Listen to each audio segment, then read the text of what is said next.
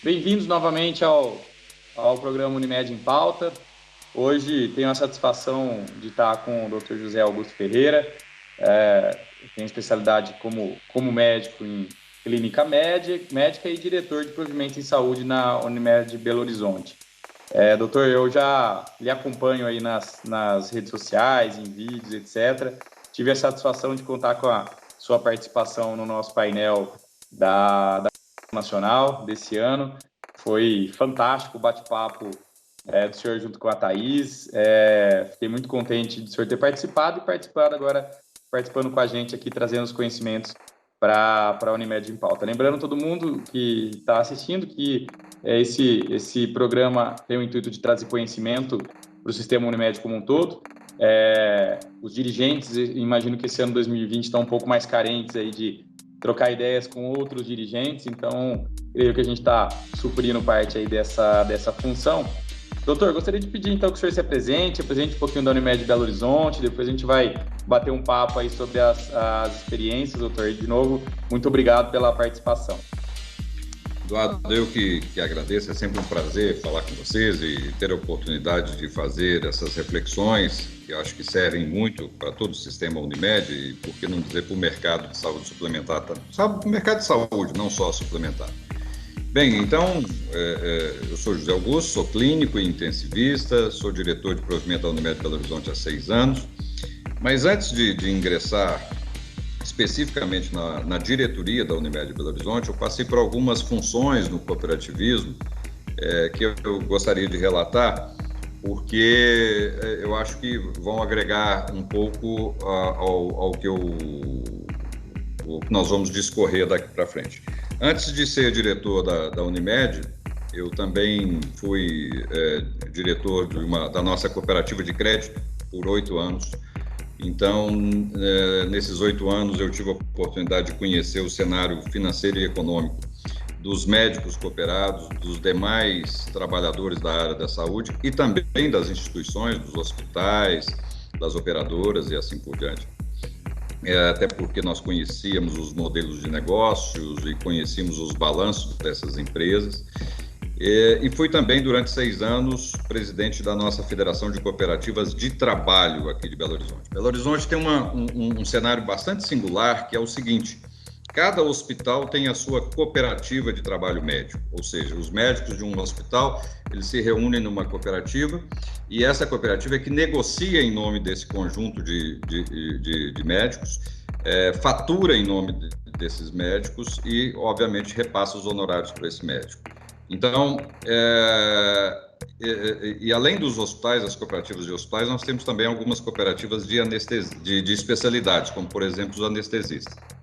Então, aqui em Belo Horizonte, são acho que 25 ou 26 cooperativas, e elas se reúnem numa federação, e eu fui presidente dessa federação durante 6 anos. E nesse ambiente, obviamente, o que se discutia era condições de trabalho e de remuneração médica.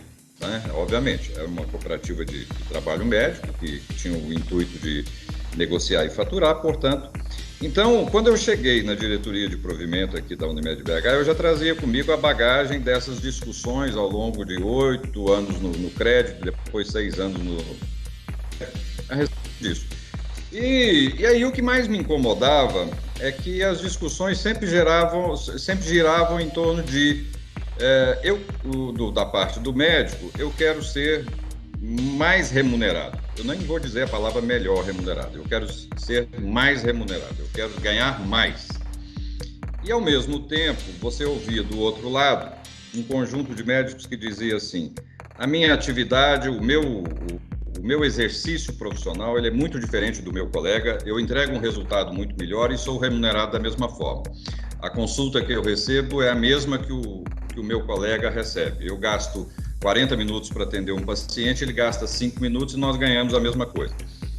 E aí, aquilo ficou na minha cabeça de que era preciso dar um encaminhamento para isso.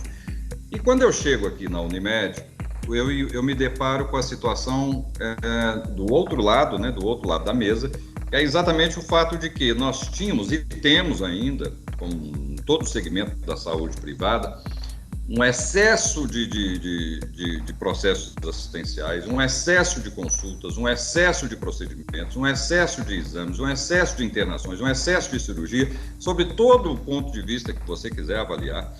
Se você quiser comparar o número de consultas paciente ano na saúde suplementar do Brasil com qualquer sistema de saúde mundial, inglês, francês, espanhol, holandês, etc., é muito maior, o número de exames é muito maior, o número de cirurgias de varizes é muito maior, o número de cirurgias bariátricas é muito maior, o número de cirurgias de vesícula é muito maior.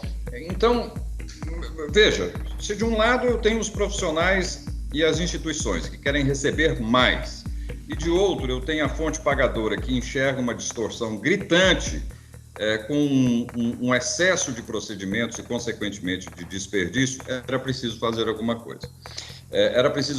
coisa. E efetivamente, o que não acontecia, quer dizer, isso não melhorava, esse cenário ele só tendia a se tornar cada vez pior, exatamente porque não tinha um mecanismo concreto, compartilhado, acadêmico, que pudesse dar luz sobre esse problema, identificar esses números, identificar essas distorções e fazer proposições de melhoria desse cenário. Então, esse foi um ponto e que eu acho que foi o que me trouxe, o que eu trouxe de motivação na minha vida profissional antes de chegar aqui na Unimed. E aí eu assumo a diretoria de provimento em 2014. 2014, salvo engano, foi o primeiro ano do segundo mandato da Dilma, né? E que foi uma recessão econômica terrível. A Unimed BH, nos últimos, desde 2000, ela só vinha num crescendo de número de clientes, ela crescia a carteira em torno de 2 dígitos ao ano, 12%, 14%, 15% de crescimento anual. E aí, em 2014, de 2014 para 2015, nós tivemos uma queda, uma perda de 5% da nossa carteira. Isso foi um choque para nós e obviamente, nós não acreditamos isso apenas à recessão econômica, e isso tinha uma motivação. E a motivação, a explicação, sem dúvida, era que nós tínhamos uma ineficiência que precisava ser melhorada. Nós tínhamos uma sinistralidade que naquele momento era uma sinistralidade na casa dos 80% a 85%. E eu dizia aqui nos primeiros dias, quando eu cheguei, que a forma de fazermos resultado daquele momento em diante deveria ser diferente. Veja, ao longo dos 15 anos anteriores, a Unimed BH sempre fazia resultado decorrente do seu próprio crescimento. Porque, como você sabe, quando eu tenho entrada de novos clientes na minha carteira, esse novo cliente ele sempre deixa resultado no primeiro ano. Por quê? Porque ele tem carência, ele não conhece o sistema de saúde, ele não tem vínculo com nenhum tipo de médico ou de instituição. Então, se eu estou crescendo 10%, 15% ao ano, eu tenho uma tendência de fazer resultado anualmente só em função desse crescimento da carteira e, consequentemente, da minha receita, sem uma despesa proporcional ou relacionada à entrada desse cliente no primeiro ano. Esse era o nosso modelo de crescimento e de geração de resultado, Eduardo. E aí, quando chega a crise econômica, a nossa carteira cai, a capacidade de pagamento dos nossos contratantes reduz. Eu passei a defender aqui na Unimed que a forma de fazermos resultado tinha que mudar. E a forma de fazermos o resultado era descobrir o pote de ouro que existia dentro da nossa empresa. E esse pote de ouro chamava-se sinistralidade. Ora, se eu tenho 80% a 85% da minha receita comprometida com o custo assistencial, se eu conseguir uma redução de 10% no custo assistencial, eu estou gerando 8% de resultado. Ao passo que, se eu tenho 10% de despesa administrativa e conseguir 10% adicionais de melhoria, eu vou ganhar 1%, que é 10% de 10%, é 1%. Então, eu dizia, o nosso pote de ouro é o custo assistencial. Nós temos que melhorar o nosso processo assistencial, porque isso certamente vai gerar um melhor resultado para a Unimed. Então, de um lado, o conhecimento de como funcionava a assistência, o mercado, a atividade médica, e do outro lado, o cenário da Unimed BH, entendendo que o desafio a partir daquele momento era exatamente o nosso custo assistencial. Então, se o problema era o custo assistencial, nós tínhamos que intervir sobre ele. E aí, eu fui procurar na literatura e nos exemplos de gestão daquele momento, e obviamente li muito Christensen, li muito Porter, trabalhos de Harvard, Obamacare e etc. E a receita estava em cima da mesa. A receita é preciso mudar o modelo assistencial. Mas, e tem sempre uma outra condição atrelada a esse desafio de mudar o modelo assistencial. Você não muda um modelo assistencial se você não mudar a forma de remuneração. Por quê? Porque o modelo de remuneração, ele induz a uma certa prática, ele induz a um certo comportamento. E se você não mudar o modelo de remuneração, você não incentiva as pessoas a mudarem a sua prática. Então, foi assim que nós tomamos a iniciativa de mudar o nosso modelo de remuneração e, acoplado a isso, mudando também o nosso modelo assistencial. Isso começou em final de 2014, início de 2015, nós já estamos com 5 anos nesse, vou chamar de projeto, não é mais um projeto, é uma ação estratégica, e eu acho que a gente pode falar um pouco desses resultados daqui para frente, mas eu queria começar fazendo essa introdução e explicando por que nós fizemos e em que momento que estávamos, qual o cenário e assim por diante. E quais foram as nossas motivações. Que legal, doutor. Você sabe que você me lembrou uma coisa interessante que me marcou bastante. Teve uma apresentação que ficou famosa do Steve Jobs, que ele falou dos Connecting the Dots, né? Não sei se o senhor conhece essa, né? Ligando os pontos.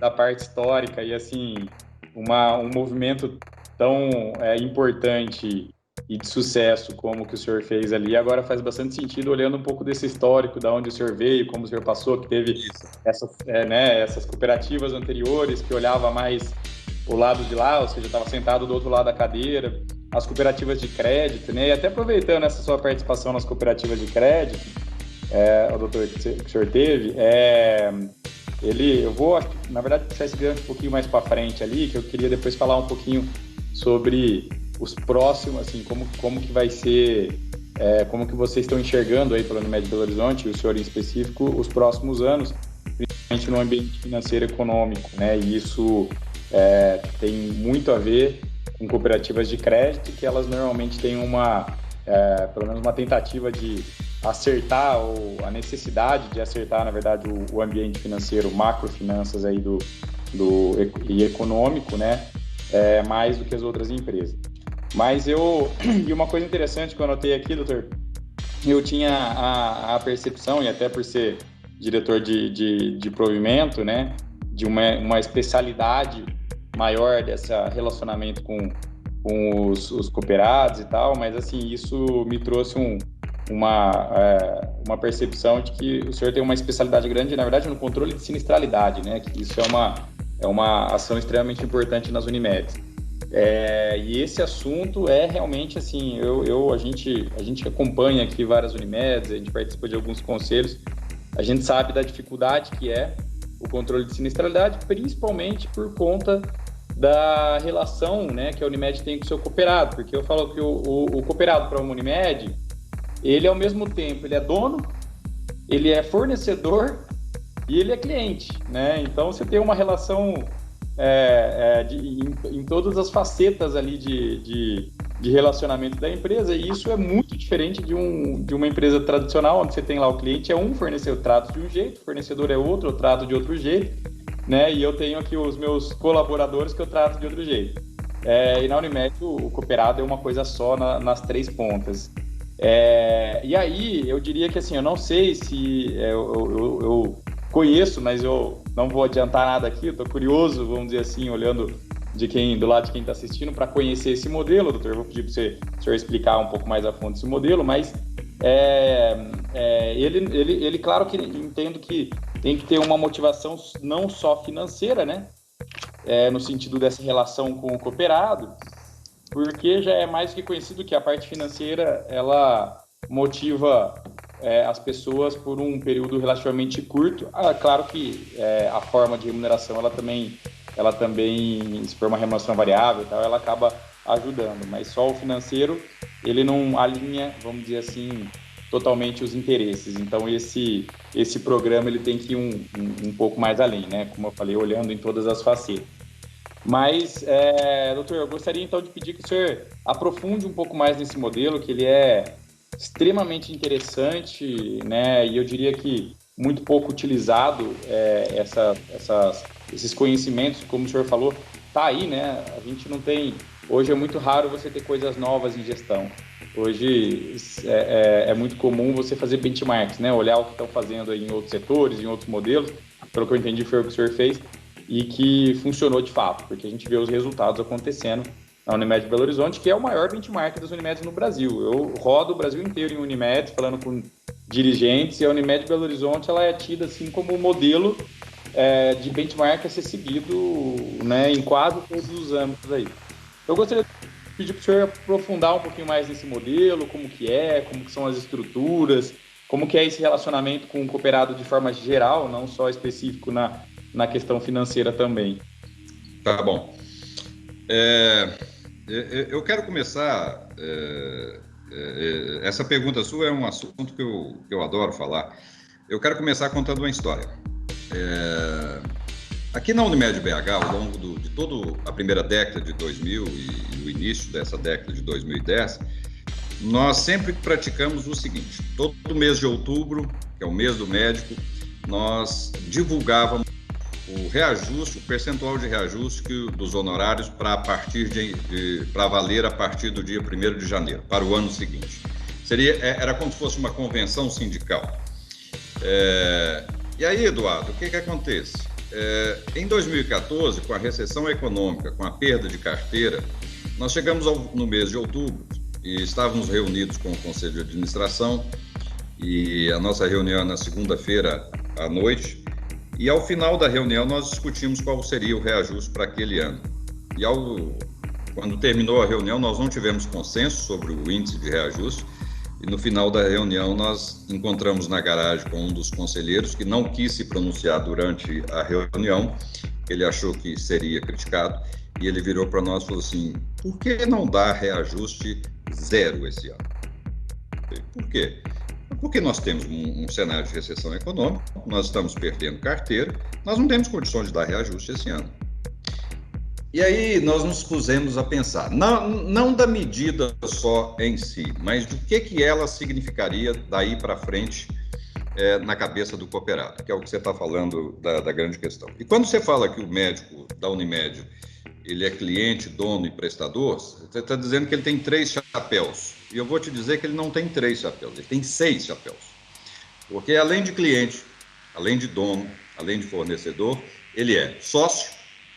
Ele é sócio porque dono é uma coisa, sócio é outra. Dono ele chegava aqui e dizia assim: eu sou dono dessa cooperativa, portanto eu quero um benefício ou um privilégio. E sócio, ele dizia assim: eu quero que como eu sou sócio, eu quero que ela cresça, eu quero que ela dê resultado, eu quero receber o resultado. Então, a postura dele de dono e sócio servia para o interesse daquele momento.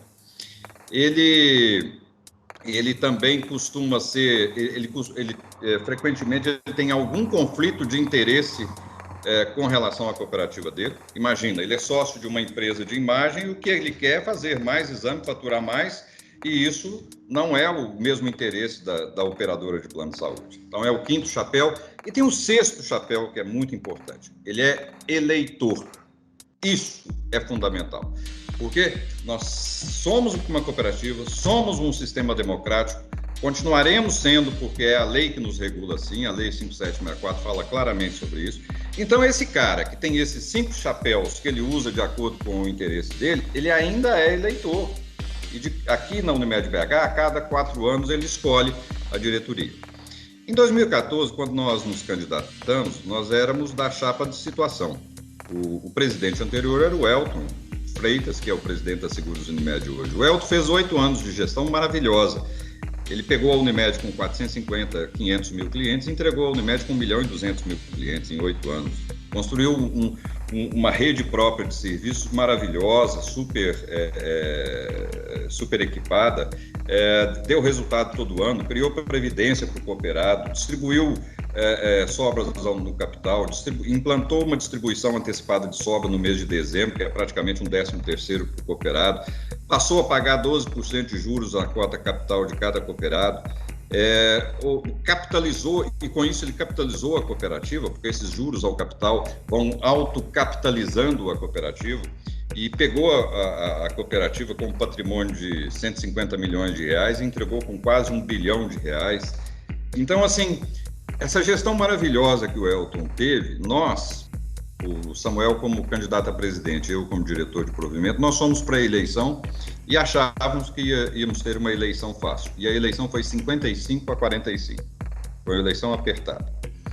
E o que o cooperado dizia, a chapa de oposição dizia, e que parte dos cooperados compraram a ideia era a Unimed é muito rica, mas o cooperado é pobre. Ou seja, existia uma dificuldade de se sentir pertencente à Unimed, de se sentir o dono, mas com um olhar de dono mesmo, o dono que olha para o resultado, que cuida da despesa, que atua em benefício da sua empresa e assim por diante. E uma das primeiras coisas que nós fizemos foi divulgar com bastante ênfase uma entrevista do presidente da Ambev na época, eu não me lembro o nome dele, e que ele dizia, que saiu na Exame, onde ele falava sobre exatamente o sentimento de ser dono dos colaboradores da Ambev. E aí nós entendemos que era preciso tratar o cooperado de uma forma diferente. E acho, Eduardo, que a grande dificuldade das Unimedes ao redor do país é porque elas não enfrentam essa discussão com o cooperado. Qual é a discussão? A discussão de qual é o modelo ideal de atuação frente à cooperativa.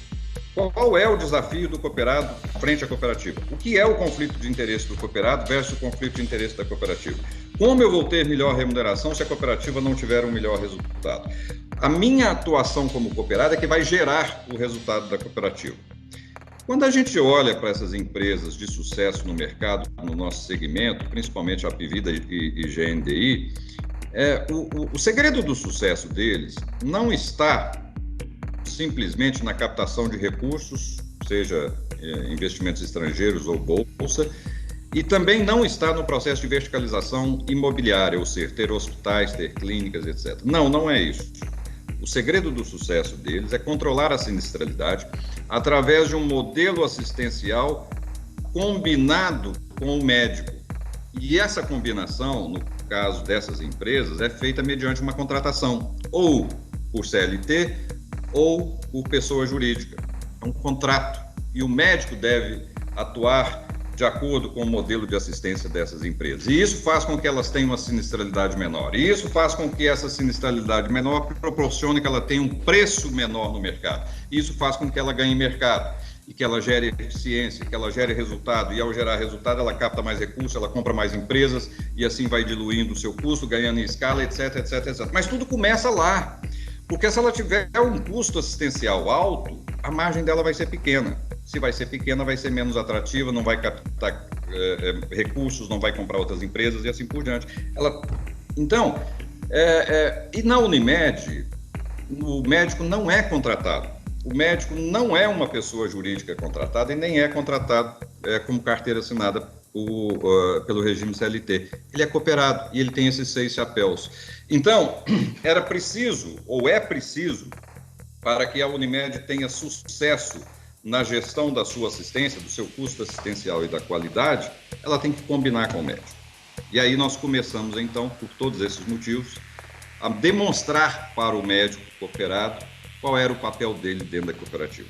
E aí eu me lembro que na Assembleia de Março de 2015, nós tínhamos quase 3.000 cooperados no auditório, eu apresentei para eles o modelo da caixa d'água. Era a época da crise de água em São Paulo, que as represas estavam secas e São Paulo passando por um desabastecimento de água, e nós usamos essa analogia para demonstrar para ele que a Unimed só tem uma caixa d'água. essa caixa d'água, a água que entra da Unimed, e a água, a comparação com a água foi porque a água, ela é um bem, ela é um ativo, um bem escasso e limitado, que você não pode consumir de forma desordenada. E a gente mostrava que a caixa, e a gente tinha um slide que era um desenho de uma caixa d'água, e ela ia enchendo na medida que aumentava os clientes. Quanto mais clientes nós tínhamos, mais a caixa d'água enchia. E depois que a caixa enchia, nós colocávamos algumas torneiras na caixa e dizíamos assim: essa água que entra na Unimed, ela sai. Ela sai no exame, ela sai na consulta, ela sai na internação, ela sai no excesso de exames, ela sai no excesso de consultas, ela sai nas complicações que nós não estamos evitando, nas infecções hospitalares, nas reinternações, etc. Além do custo administrativo, que era outra torneira, o custo de imposto era outra torneira e assim por diante. E aí começaram a me chamar de José Augusto Caixa d'Água, porque eu falava tanto da Caixa d'Água. Todas as nossas reuniões a gente falava de caixa d'água. Então, primeiro foi isso, quer dizer, nós pusemos na cabeça do cooperado como que funciona a cooperativa dele, qual a importância dele nessa cooperativa. Esse foi um ponto. Segundo ponto, chamamos 10% dos cooperados, que são os membros do Conselho Social e os membros dos comitês de especialidade, que eu acho que essa é outra diferença fundamental. Cada especialidade tem 7 cooperados no comitê de especialidade e cada especialidade elege um número proporcional de tipo delegados distritais. Seria como se fosse um delegado distrital. Só que não é por região, é por especialidade. Então, a pediatria elege 10 e a homeopatia elege 1. A anestesia elege 7, depende do número de cooperados em cada especialidade. É um grupo de 110 pessoas. Chamamos essas 110 pessoas, chamamos os 300, hoje são 350 membros do comitê de especialidade, reunimos também os nossos membros do Conselho de Administração Técnica e Fiscal, ou seja, 500 pessoas, 10% dos cooperados, e começamos a fazer reuniões bimestrais de 5 horas de duração, onde debatíamos todos esses problemas. Falávamos sobre mercado, sobre concorrência, sobre sinistralidade, sobre custo assistencial, qualidade assistencial, etc. E fomos criando dentro da cooperativa um conceito que foi se difundindo do que era a sinistralidade, do que eram as dificuldades que a Unimed enfrentava, de como era possível melhorar a remuneração, que só era possível se nós melhorássemos a nossa sinistralidade.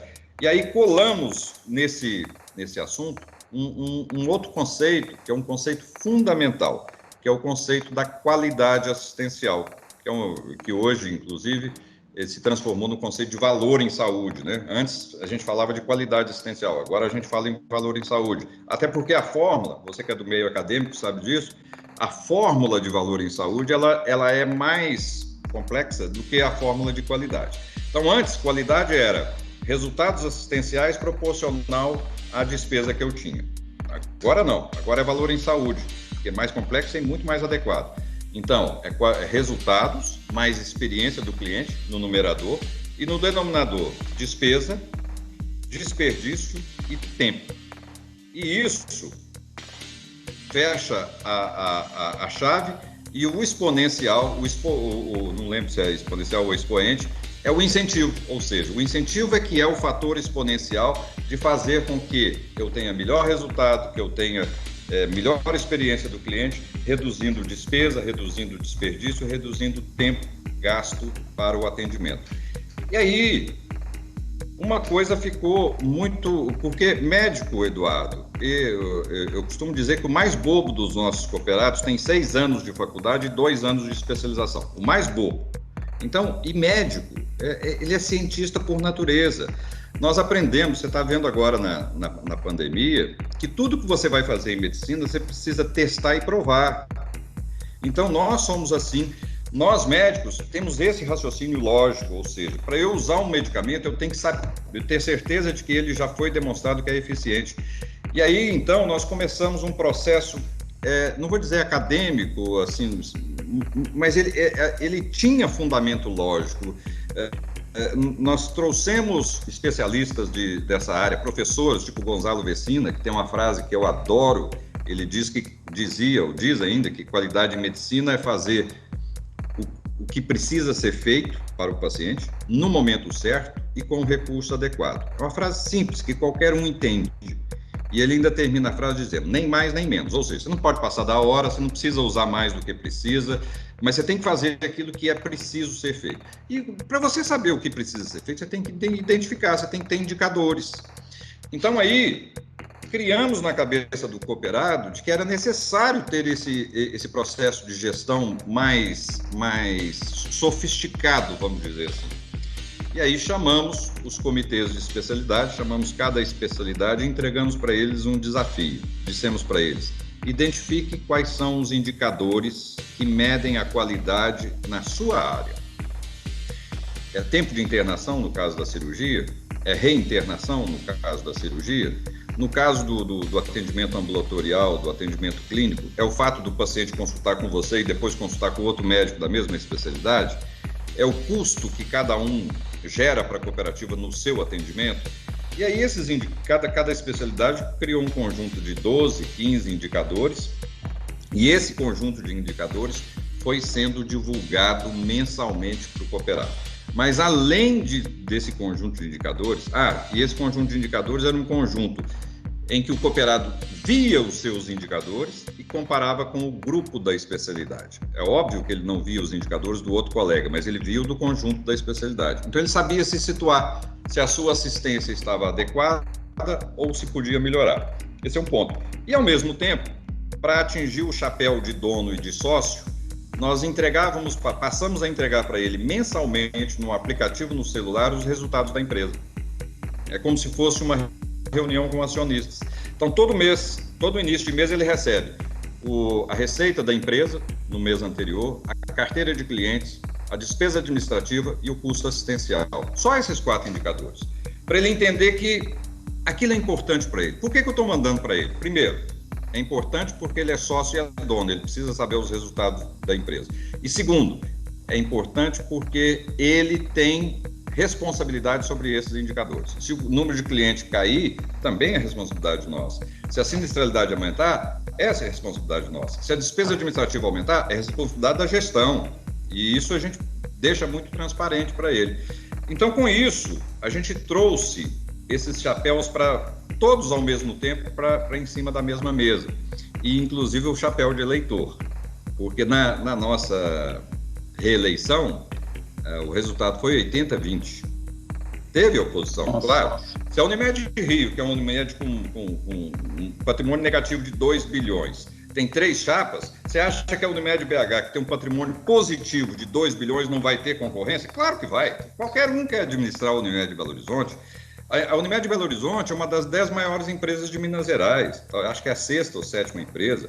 O presidente da Unimed de Belo Horizonte é mais conhecido do que o secretário de saúde da cidade, do que o presidente da Fiat, do que o presidente da Vale aqui em Minas Gerais. Então, qualquer médico cooperado sabe que ser presidente da Unimed dá muita visibilidade e por isso é óbvio que nós sempre teremos concorrência, mesmo tendo bons resultados. Mas, na medida que fizemos tudo isso, você veja que 4 anos antes, com todo o crescimento, o resultado foi 55-45. 4 anos depois, mesmo passando um ano que nós não demos reajuste e dissemos para ele, nós estamos com problemas, nós ganhamos por 80-20. Então, eu acho que uma outra visão que tem que ser bastante explorada é a visão de dirigente político do sistema Unimed. Ele tem que entender que não se pode fazer a política dentro do sistema Unimed baseado apenas em boas notícias. Não pode. Ao contrário, você tem que levar para o seu cooperado as más notícias também, para que quando você der as boas notícias, isso seja valorizado. Não pode ser simplesmente aquela política da promessa da política do passado, porque nós, dirigentes, nós somos, além de ser eleitos, nós também somos gestores, nós temos que dar resultado, nós temos que fazer crescer a empresa, nós temos que ter custos controlados, Então, eu acho, Eduardo, que existe uma dificuldade muito grande dentro do sistema Unimed de assumir esse papel, que é o papel de ser gestor e eleito ao mesmo tempo, de ser um gestor eleito. Se confunde muito ou se hipertrofia muito o lado eleitoral e atrofiando o lado de gestão. Só que o cenário atual, com essa concorrência e com essa depressão econômica que nós estamos vivendo, ele não permite mais que você faça essa política clientelista ou a política só de boas notícias, porque não são só boas notícias. Não são só boas notícias. Nós vamos ter um resultado econômico esse ano extraordinário. Não só nós, Unimed PH, todas as operadoras do sistema, ou quase todas, né? Tem algumas que não vão ter tão bons. Aqui em Minas Gerais, as Unimedes estão com a sinistralidade média na casa dos 60%, 65%, e a média histórica é em torno de 75%, 80%. O cooperado, na Assembleia de março do ano que vem, de todas as Unimedes, o cooperado vai levantar a mão e dizer: olha, o resultado do ano passado foi muito bom, eu quero que distribua o resultado comigo. E nós não vamos poder fazer isso. Nós não vamos poder fazer isso, porque você perguntou do cenário econômico. O cenário econômico para o futuro é um cenário incerto e provavelmente não tão bom quanto a gente gostaria que fosse. E além do mais, nós agora temos aqui em Minas Gerais a concorrência que elegeu Minas Gerais como o novo Eldorado, né? Isso nunca tinha acontecido antes. A GNDI e a Apvida chegam na mesma semana em Belo Horizonte. Isso nunca tinha acontecido em nenhum lugar. Essa semana, depois das últimas aquisições, uma delas tem 410 mil clientes em Minas Gerais e a outra está com 430 mil clientes, ou seja, é uma carteira robusta que já viabiliza uma operação no estado. Lembre-se que aí em Ribeirão, a São Francisco, quando foi adquirida, tinha uma carteira em torno de 600 mil clientes, salvo engano, né? Mais ou menos isso. Ou seja, e as duas chegam ao mesmo tempo em Minas Gerais. E estão aqui no mercado vendendo planos de saúde com preços 30%, 40%, às vezes até 50% inferiores ao nosso. Então, o nosso desafio para o futuro próximo vai ser muito maior do que no passado. Muito maior do que no passado. Porque nós já tivemos no mercado, eu estou no sistema Unimed como cooperado desde a década de 80. Nos anos 80 e início dos anos 90 era a época inflacionária. Então, a operadora de plano de saúde era uma organização financeira. Ela ganhava dinheiro no mercado financeiro. Ela recebia do cliente, aplicava no mercado financeiro. Quando chegava a fatura do atendimento, era 60, 90 dias depois, o dinheiro já tinha rendido 30, 40, 50, 80%. Então, ela era uma operadora financeira. Era uma atividade financeira. Com o advento do Plano Real, nós passamos a gerar resultado através de outros mecanismos, como, por exemplo, os contratos. Os contratos tinham limitação de atendimento. Eram 10 sessões de fisioterapia por ano, 10 dias de UTI, uma ressonância magnética, nem ressonância não existia, um ultrassom, uma tomografia por ano. O contrato regulava a sinistralidade. Aí chega a ANS e diz, a partir dos anos 2000, que isso não era possível mais, que você tem que cumprir o requisito mínimo, etc., da legislação. Mas a primeira década dos anos 2000 foi a época de expansão econômica. O Brasil chegou a crescer 10% ao ano no ano de 2010. Então, nós crescemos em clientes. E como eu disse no início, quando você tem cliente novo, você tem resultado. Só que agora, essa década é o contrário. Essa década é a década da redução dos clientes, não tem inflação, o mecanismo regulatório é cada vez mais rígido, a judicialização nos impõe cada vez mais despesas que não estão no contrato. Então, agora, a nossa estratégia tem que ser outra. E a nossa estratégia é olhar para dentro e rever a nossa relação com o cooperado. Tem que rever a relação com o cooperado, no mínimo rever e refazer. E acho que assim, o nosso grande mérito, agora sem modéstia, é ter enxergado isso em 2014 e ter começado desde 2014. Então, hoje as Unimedes vêm aqui querendo... Mês passado nós tivemos um workshop aqui com 150 Unimedes num dia para a gente mostrar para eles o nosso modelo de remuneração variável. Eram 450 pessoas no workshop. O advento das reuniões online trouxe essa facilidade. E nós dizíamos para eles o seguinte: nós gastamos 3 anos fazendo isso. Você tem que fazer em 3 meses. Esse é o seu desafio. As ferramentas nós temos para te entregar.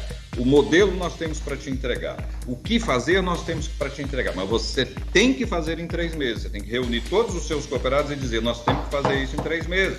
Por que tem que ser em 3 meses? Porque a concorrência já está na sua porta. Ela já está aí em Ribeirão Preto. Eu estive aí em Ribeirão com a Unimed, com o Gustavo há 1 ano e meio, que eu falava isso para o Gustavo. Eu falei, Gustavo, a São Francisco já tinha sido adquirida. Meu amigo, senta os cooperados lá dentro do auditório do hospital, que eu também conheci, e chama os caras para a luta. Os caras agora, eles fazem parte da luta. Para você ter uma ideia, aqui no nosso último evento com os cooperados, o vídeo de abertura da reunião foi nós divulgamos um haka. Você sabe o que é haka? Não. Não? No jogo de rugby, o time da Nova Zelândia, que é o All Blacks, né, ele faz uma dança de guerra no início da partida, chamado haka. Procura depois aí, que você vai... Tem vários exemplos de haka no YouTube. E eles usam uma dança de guerra da cultura maori, né, que são os nativos lá. E é muito interessante, porque é com base em gritos, em gestos e rituais, que é tipo assim, estamos prontos, venha pra... E isso é de frente para o outro time. O outro time está na linha divisória assistindo os caras fazer isso. Normalmente demora 1 minuto. E aí nós dissemos assim para o cooperado, olha, esse é o jogo.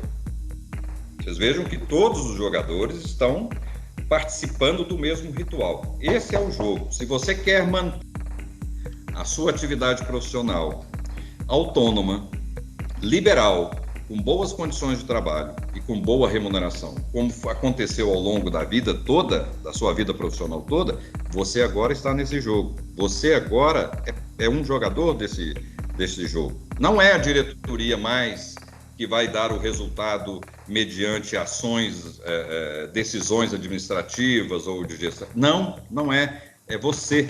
É você que tem que participar do jogo, porque senão nós vamos perder esse jogo. E o que está em jogo nesse momento é um modelo versus o outro. É o modelo Apivida, um modelo de verticalização, um modelo de contratação de médico por contrato ou por carteira assinada, onde ele é controlado e é definido para ele a forma que ele deve atuar, o que ele deve fazer, quanto tempo ele deve gastar para atender um paciente, e do outro lado, o nosso modelo, que é um modelo autônomo, liberal, onde ele determina o dia da semana que ele quer abrir o consultório, quanto tempo vai demorar a consulta dele e assim por diante. E mais do que isso, Eduardo, nós temos dito aqui para a nossa rede prestadora, os hospitais, os laboratórios, que é a mesma coisa, é o modelo que nós sempre praticamos, onde eles são contratados por nós, onde o nosso cliente os procura, versus o outro modelo, que como é verticalizado, esse cliente ele não vai voltar para aquele hospital, ele não vai voltar para aquele laboratório, ele não vai voltar para o consultório, nunca mais. Exato. Nunca mais. Se antes ele trocava de plano de saúde, mas ele continuava indo no mesmo hospital, no mesmo médico, no mesmo laboratório, agora ele não volta mais, porque ele vai para a rede verticalizada. Então, o que está em jogo é um modelo versus o outro. E aí, no nosso haka, nós estamos chamando os prestadores para entrar também, porque agora cabe a eles, cabe a nós atuarmos de forma sincrônica, harmônica, para que a gente possa preservar esse nosso modelo e, mais do que preservar, definir esse nosso modelo como sustentável. Tem jeito? Tem. Nós temos 30%, 40% de desperdício na nossa assistência, de reinternação, de eventos adversos, tempo de permanência exagerado, consultas em excesso, exames em excesso, 30% a 40%. Isso é um dado de trabalhos aqui da UFMG.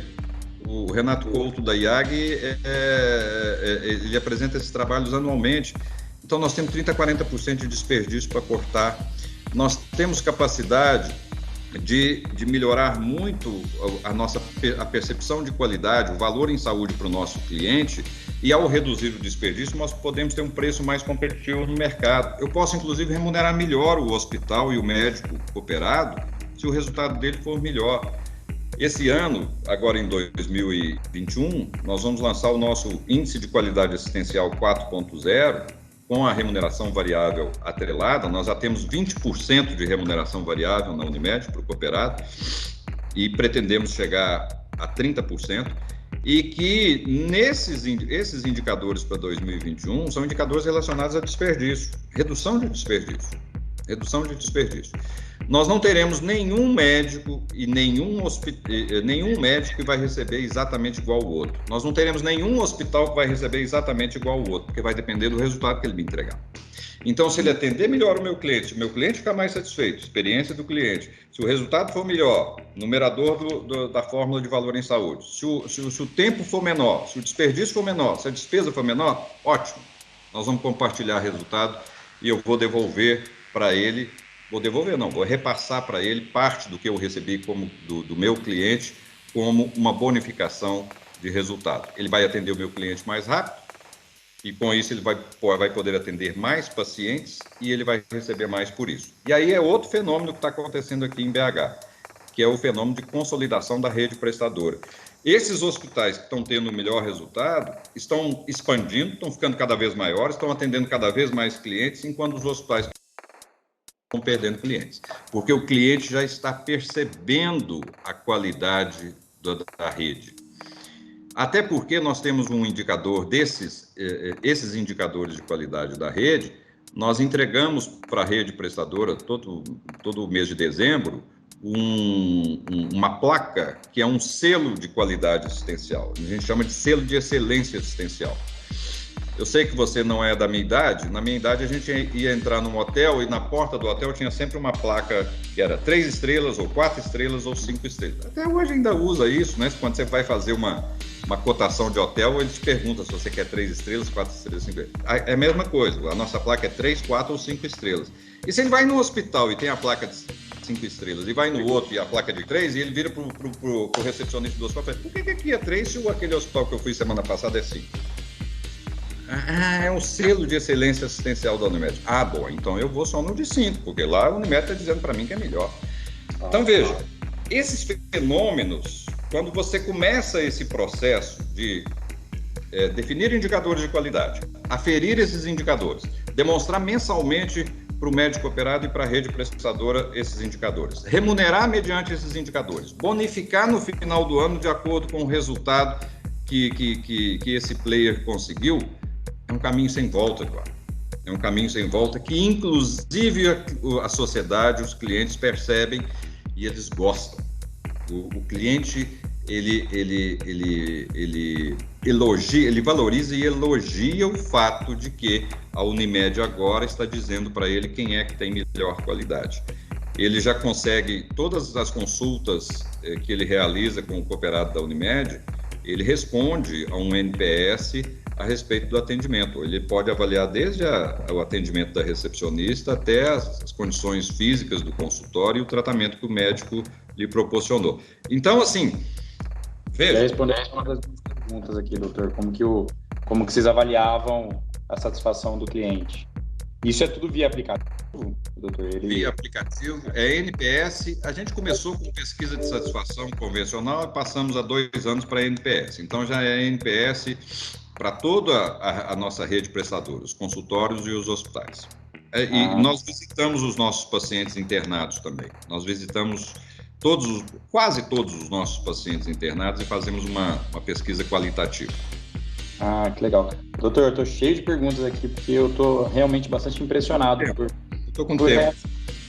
Eu estou muito bem impressionado com a forma, enfim, tudo que o conhecimento realmente agregado e a aplicação disso na prática da Unimed Belo Horizonte. Muito legal. Uma das coisas que me chamou a atenção aqui, doutor, para fazer todo esse processo de relacionamento com o cooperado e tudo que você apresentou, me parece que, como é um sistema sofisticado, né, de remuneração, de informação, tem 2 coisas que me chamaram a atenção. Eu gostaria de o senhor explicar um pouquinho. Primeiro, esse conhecimento ao cooperado, porque eu entendo que para ele conseguir, por exemplo, como o senhor falou, eles recebem lá todo mês o resultado, mas nem todo mundo sabe interpretar um resultado financeiro, mesmo que seja simples, né? Ou mesmo numa apresentação de resultado de uma assembleia, coisa nesse sentido, como que ele vai conseguir interpretar aquele resultado. Eu queria entender se há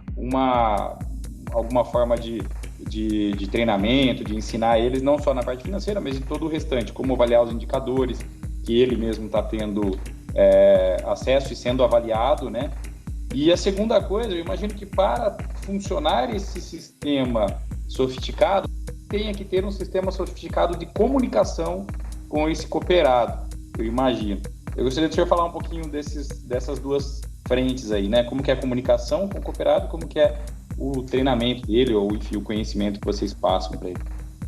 Legal. Quando nós começamos aqui, quando nós decidimos que nós íamos fazer essa medição dos indicadores de qualidade e depois íamos aplicar a remuneração variável, nós definimos o seguinte: o primeiro ciclo da remuneração variável, que a gente chama de guia, né, que é a gestão Unimed de indicadores assistenciais, e o IQA, que é o índice de qualidade assistencial de cada cooperado. Então, o IQA 1.0 eram coisas básicas, Eduardo. Quais eram essas duas coisas básicas? Duas coisas só. Não, na verdade, três. Eram muito básicos. Número 1, que ele usasse o sistema da Unimed para solicitar exames e procedimentos. O mesmo sistema, que hoje chama Sol Soluções Online. Então, esse sistema, a partir daí, por que isso? Porque era importante nós captarmos as informações desse sistema para ir construindo nossa base de dados. E se você quiser, mais à frente a gente fala sobre a base de dados. Então, todo mundo passou a usar o mesmo sistema para atender o paciente, para solicitar exames e para solicitar procedimentos, internações e assim por diante. Esse é um ponto. Segundo ponto, que ele fizesse, a cada 3 meses, que ele fizesse 2 cursos EAD no site do cooperado. 2 cursos EAD. Esses cursos eram um curso de 10, 15 minutos e ele tinha que responder um questionário de 5 ou de 10 perguntas depois no final do curso. E se ele não acertasse pelo menos 70% das perguntas, ele podia fazer de novo o curso. Então, se ele fizesse o curso e se ele atendesse no mesmo sistema, ele fazia jus à primeira remuneração variável, que começou pequena, 4%, 5%, mas era para doutriná-lo nesse aspecto. E aí eu pergunto para você, quais foram os cursos que você acha que nós demos aí de início para ele? O que é um consultor de plano de saúde? O que é ANS? O que é rol da ANS? O que é DUT? O que é judicialização? Como é que é o balanço da Unimed? O que é índice de sinistralidade da Unimed? Essas coisas. Então, e aí eles ligavam para mim e diziam assim, porra, Zé Augusto, que saco fazer esse curso. Eu agora, para ganhar mais 5%, tenho que fazer um cursinho no sábado de 15 minutos. Eu falei, tudo bem, você pode abrir sua cerveja, pôr o seu computador lá, assistir seu curso, depois você responde as perguntas, etc. Mas e aí, o que você achou do curso? Cara, eu aprendi coisas que eu nunca imaginava. Eu não sabia que a Unimed era assim. Eu não sabia que tinha sinistralidade. Eu não sabia que tinha judicialização. Eu não sabia que tinha rol da ANS. Eu não sabia. E aí, Eduardo, foi a grande questão que a gente colocou naquele painel da convenção. Quer dizer, não adianta você pedir para o cooperado ir para a assembleia, participar da cooperativa, se você não leva para ele as informações, se você não leva para ele o conhecimento. E aí o cara, caramba, quer dizer então que cada ato que eu faço impacta no resultado da Unimed, portanto impacta na minha remuneração, na distribuição de sobra, na minha previdência, no meu plano de saúde? É isso. Então, esse foi, sabe, quando você pergunta de comunicação,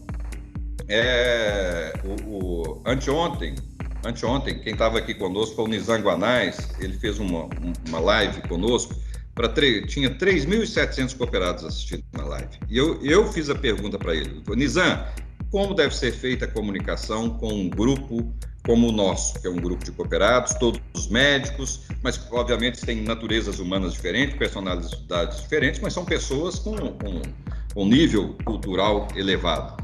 Ele falou, a coisa mais importante de uma comunicação é a coerência. Se você não tiver coerência, a sua comunicação ela é estéril. Então você tem que ter coerência. Então o cara reclamava, mas ele fazia. E aí, várias outras estratégias de comunicação, várias outras. As assembleias, os encontros de cooperados, as reuniões dos conselhos social e comitê de especialidade. Criamos podcasts, porque comunicação é isso. Se você abrir o seu smartphone e eu abrir o meu, um do lado do outro, certamente o seu smartphone vai ter um conjunto de aplicativos completamente diferente do meu. E a forma como você usa os seus aplicativos ou o seu smartphone é diferente da minha. Então, cada um gosta de um jeito. Eu tenho um cooperado que adora rádio até hoje, que adora ouvir rádio até hoje. Eu também gosto de ouvir meu futebol no rádio, meus programas de música no domingo de manhã. Mas assim, e tem cooperado que é totalmente eletrônico, tem cooperado que abre o aplicativo. Então você tem que ter um leque de ferramentas de comunicação para atingir todos os públicos, porque o público é um só, que é o público de médicos cooperados, mas ele tem subgrupos diversos, então as ferramentas de comunicação tem que ter várias. Tem cooperado que até hoje que a gente não manda mais jornal em papel para ele. Então a gente tem o e-mail corporativo para o cooperado. A gente fez uma série de análises e descobrimos que o melhor dia para mandar o e-mail é na quinta-feira à noite, porque na sexta, no sábado, normalmente é a hora que ele tem mais tempo. Vários cooperados já não trabalham na sexta-feira à tarde, então abre um e-mail e tal. Se você mandar no início da semana, ele não vai ler. Então, e-mail, aulas, podcasts, eventos. E outra coisa, os nossos eventos, nós sempre procuramos nos nossos eventos ter ações de cunho social, como, por exemplo, uma palestra com um filósofo, por exemplo, mas também nós temos informações sólidas. Nós temos informações sólidas a respeito de mercado, a respeito de cenário econômico. Todas as nossas reuniões com os cooperados começa com no mínimo 10 slides sobre o cenário daquele momento. Todas as nossas reuniões, todas.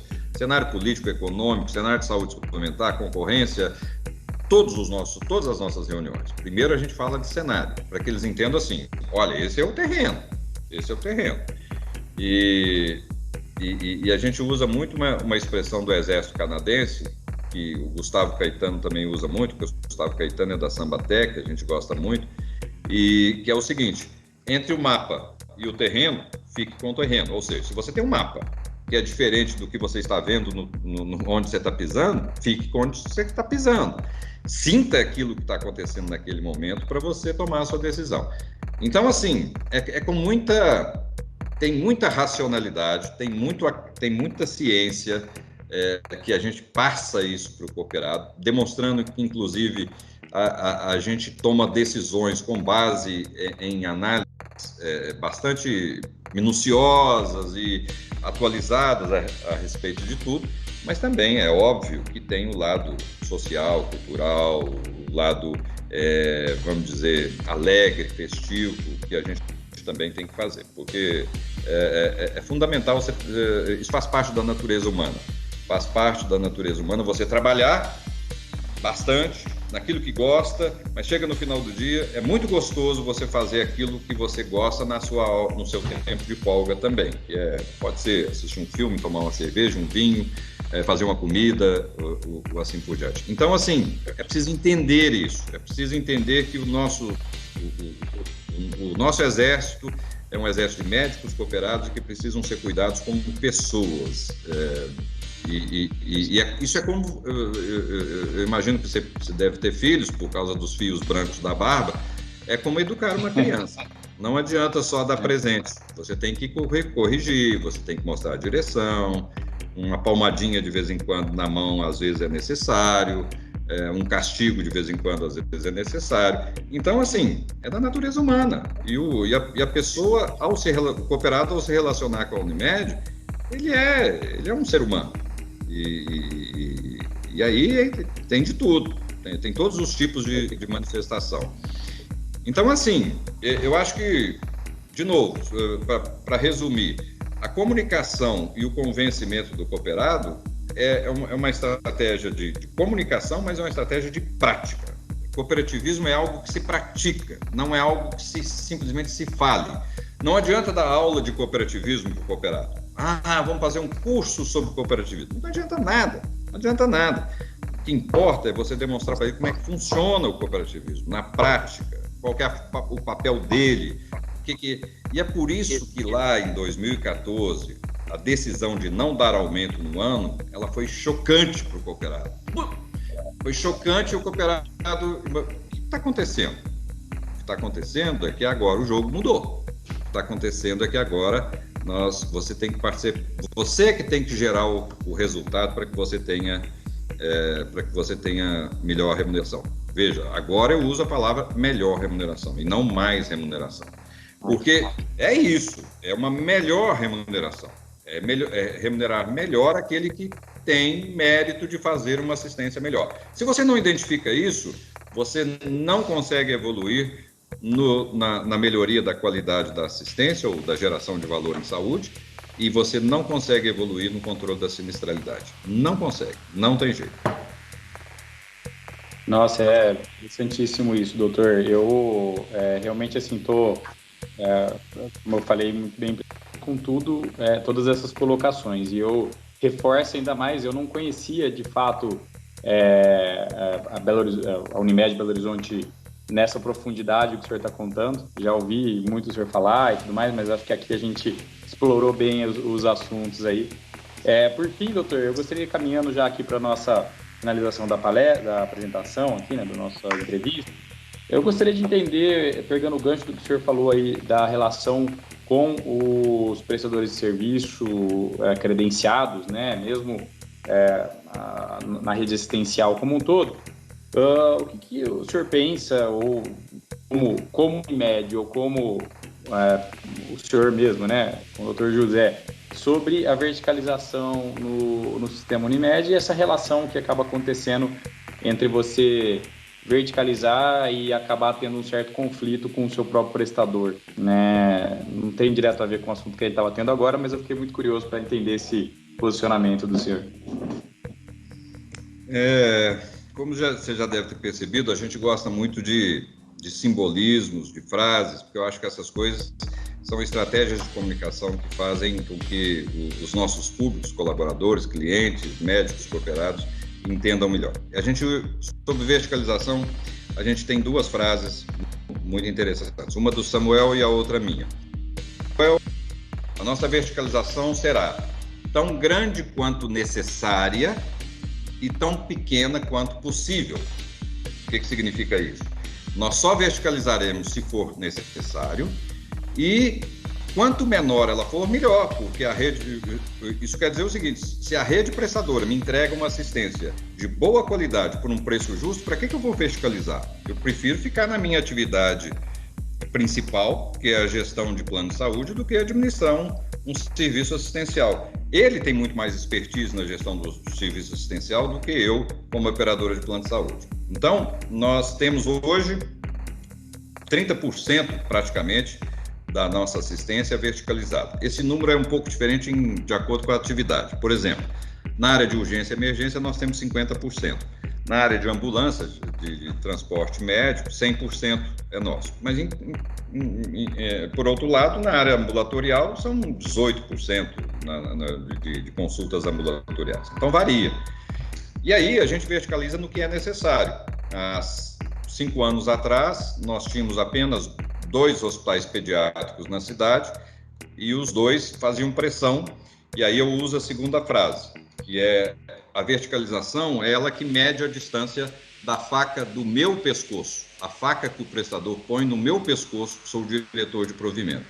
Então, há 5 anos atrás, nós tínhamos 2 prestadores de pediatria, tínhamos muita dificuldade de negociar, tínhamos dificuldade de internar os nossos pacientes, então nós compramos um hospital pediátrico, um dos 2. Compramos um desses 2 hospitais e resolveu o nosso problema de pediatria. E não só resolveu, agregou muito para a nossa marca, para a nossa assistência, porque hoje as mães induzem os maridos a comprar o plano de saúde Unimed, porque a Unimed tem um hospital pediátrico e as outras operadoras não têm. Essa é a questão da negociação. Agora, patologia clínica. Eu tenho aqui em Belo Horizonte o Hermes Pardini, o São Marcos foi adquirido pelo Lustosa agora há poucos dias, e tem o Geraldo... o São Marcos foi adquirido pelo DASA. E temos o Geraldo Lustosa, que é o hospital o laboratório de maior referência para os médicos, porque Geraldo Lustosa era um patologista clínico extremamente renomado nos anos da nossa formação. Nós temos 3 ótimos prestadores de patologia clínica. Para que eu vou verticalizar? Eu estou contratando, eu, como diretor de provimento, por um preço justo. Me atende. Para que eu vou verticalizar? Não tem sentido.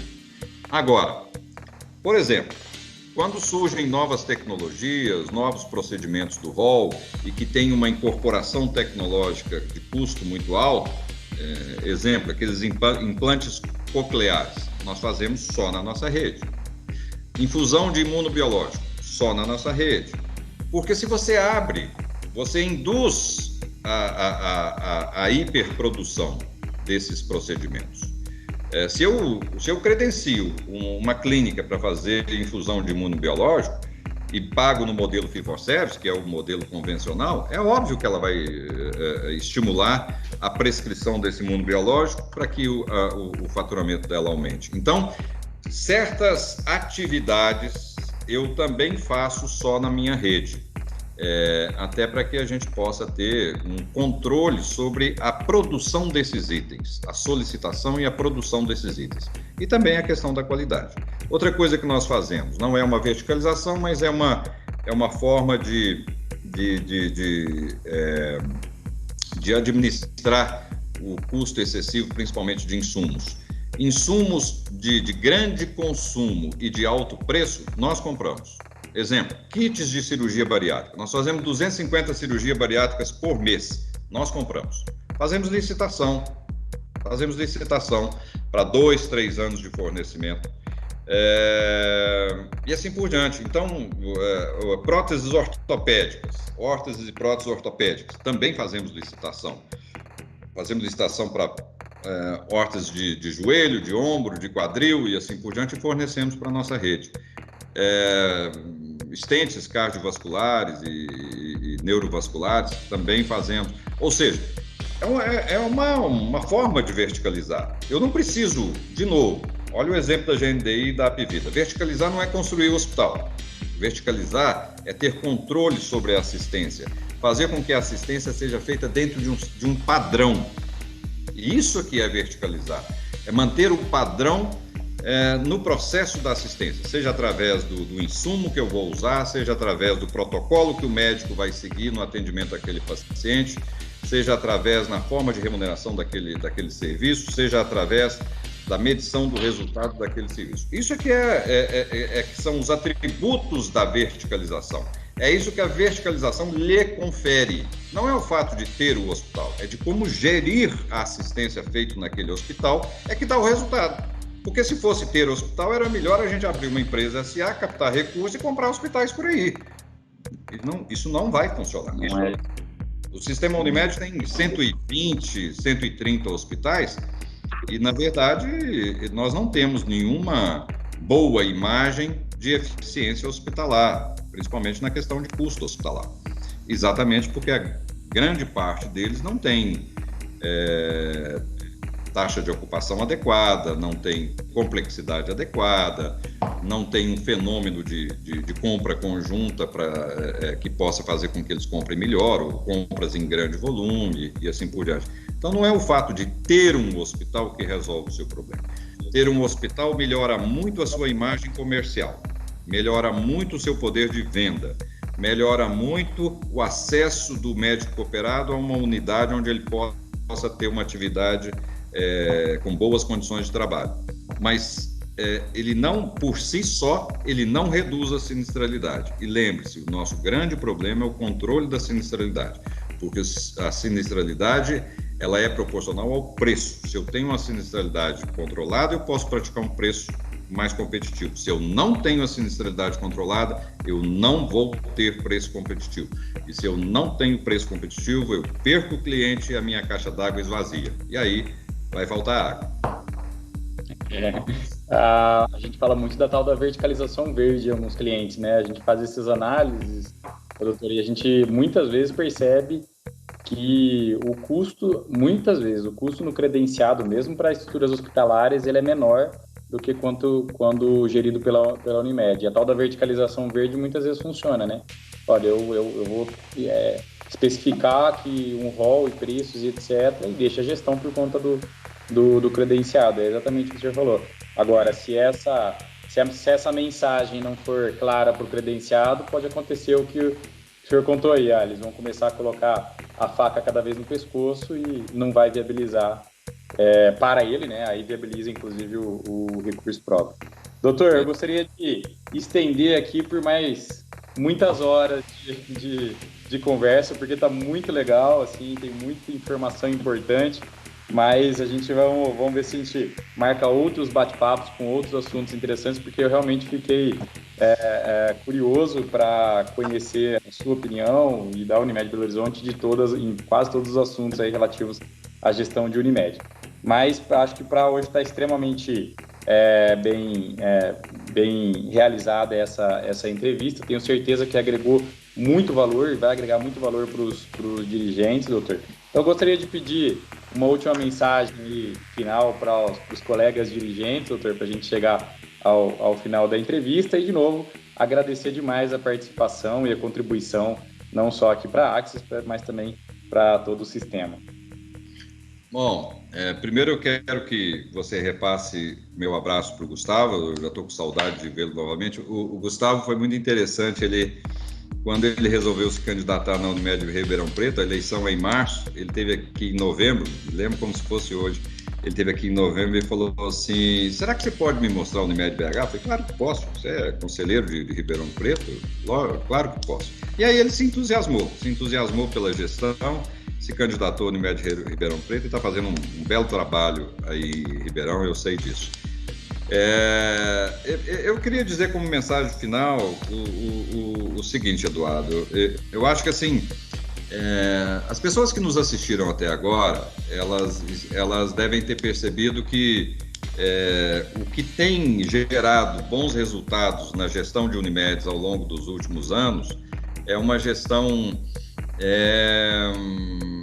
profissional, responsável, transparente para o cooperado e principalmente, não só transparente, ela é compartilhada com o cooperado. Você compartilha com o cooperado as principais decisões e as principais atitudes que ambos temos que tomar, os gestores e os cooperados.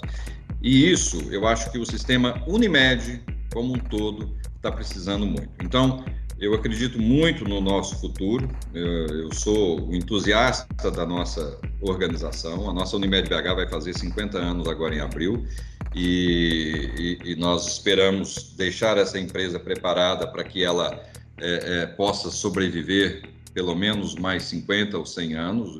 As cooperativas normalmente são empresas longevas, mas foram empresas longevas, agora a gente não pode garantir nada para o futuro, mas o nosso futuro ele vai depender muito das decisões que nós tomarmos a partir de agora. Então, nós temos que proporcionar uma gestão a nível de sistema Unimed muito mais eficiente e produtiva do que a atual. Nós temos que compartilhar as melhores práticas. Aqui na Unimed nós criamos um setor chamado Horizontes, que é exatamente para receber os Unimed e repassar todas as ações que eles quiserem, porque a gente acha que, na medida que a Unimed Ribeirão Preto estiver bem, isso é bom para a Unimed BH. Nós temos que definir modelos de atuação semelhantes, se possível iguais e padronizadas, como, por exemplo, sistemas, protocolos, modelos de assistência, modelos de remuneração muito semelhantes. É claro que o meu indicador de qualidade aqui em Belo Horizonte pode ser diferente de Ribeirão Preto, que é diferente de uma cidade menor do que Ribeirão, enfim, mas que nós temos que temos. Nós temos que ter estruturas de capitalização para que a gente possa investir nas atividades que podem ser compartilhadas por todo o sistema. Por exemplo, fundos de investimento para atuar em redes próprias, captação de recursos para investirmos em empresas de tecnologia, empresas de distribuição. Nós temos 120 hospitais, nós podíamos ter uma empresa que comprasse, só uma empresa que comprasse para todos esses hospitais. Questão de treinamentos e de RH, ainda mais agora com as ferramentas eletrônicas, elas podem também ser compartilhadas. Então, nós temos que ter essas estruturas. Nós hoje já temos a Unimed Participações, que é uma SA, eu acho que ela tem muito o DNA desse tipo de atividade e nós podemos fazer com que ela cresça nessa atividade. E acho que, por último, nós precisamos também de um entrosamento maior entre os diversos níveis do sistema Unimed, as singulares, as federações, a Central Nacional, a Seguros Unimed, comercial. O ideal é que nós tivéssemos, não estou falando de marketing e divulgação de marca, não, estou falando de produto e preço. Eu acho que nós temos que ter produtos e preços para o Brasil inteiro, para todos os níveis. Só o sistema Unimed está presente no Brasil inteiro. E ele está presente geograficamente. E eu não vejo um futuro melhor se nós não estivermos presentes também em todas as camadas sociais. Essa pandemia, ela mostrou o quão é importante um plano de saúde. As pessoas tiveram a exata noção de quando um plano de saúde faz diferença na vida da pessoa. E as pessoas terão interesse de ter plano de saúde daqui para frente. Só que elas precisam de um plano de saúde de qualidade e com preço acessível. Nós é que temos que oferecer agora um preço acessível para os nossos clientes. E para oferecer um preço acessível, nós temos uma ferramenta extremamente poderosa a partir de hoje, que é a tecnologia. A tecnologia chegou para ficar na área de saúde. E ao ficar em todos os setores onde a tecnologia entrou, o preço do produto ou do serviço final para o consumidor foi menor. Pense no Uber, pense no Airbnb, pense na Netflix, e que você vai ver que o que eu estou dizendo é verdade. A tecnologia do momento, a tecnologia de conexão, a tecnologia de difusão das coisas, ela reduz o preço do consumidor e aumenta a qualidade, aumenta a percepção de qualidade do consumidor. Então, nós precisamos investir muito nisso daqui para frente. A nossa assistência, ela vai utilizar muito de tecnologia daqui para frente. Eu não tô dizendo, o próprio Nizam Guanais falava isso anteontem, e ele, como filho de médico, ele dizia, eu não estou falando que o médico tem que ser substituído, não é isso. Mas tem certas coisas que eu faço para ir no médico, e ele dizia, eu sou hipocondríaco, tem certas coisas que eu faço para ir no médico, eu não queria ir no médico, como, por exemplo, mostrar para ele um resultado de colesterol. Eu não preciso ir no médico para levar o resultado em papel para ele ver se o meu colesterol está bom ou se não está. Então, essas coisas podem ser feitas à distância. Então, assim, a minha mensagem é essa, que nós devemos pensar a nossa atividade, Unimed, com um olhar voltado para o futuro e o quanto que é importante nós termos um conjunto de práticas que nos garantam essa sustentabilidade. Ficar sozinhos, isolados, passar ao largo da tecnologia, imaginando que ela não vai entrar no nosso segmento, não trabalhar em conjunto na forma de capitalização, de compartilhamento de insumos e de serviços, é uma estupidez que nós vamos fazer se nós não seguirmos esse caminho. Isso pode comprometer a nossa viabilidade e a nossa existência no futuro.